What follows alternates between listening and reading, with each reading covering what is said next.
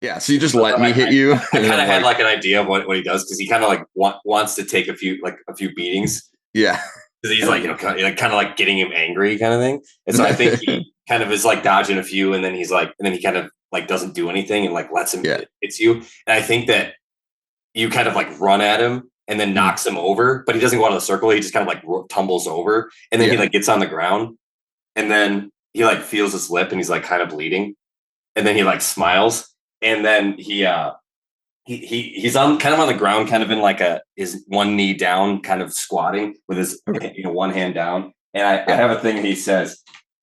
I think he starts like it's like a second flashback of like the same image, but like a gladiator. Oh yeah, stadium. But it's like it quickly flashes to that, and you hear like the crowd, but then it goes away and he comes back to reality. Yeah, and then he starts like saying this chant that they did in the gladiators. If the other person draws blood on you, you have to do this. They would always say this chant, but I'll show you in a sec. And he says, he starts slowly getting louder. He's like, kings of gold and slaves of mud. And then right as he finishes that, there's like a whole crowd just like, whoo.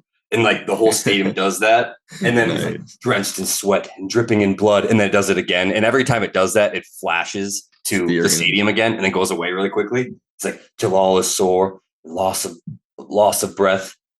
Ooh, honor and glory, life is death. Ooh. And then he grabs his trident and he raises it up and he's like, Lucerta, I am worthy. And then I think what he does is he like makes a slice across his chest.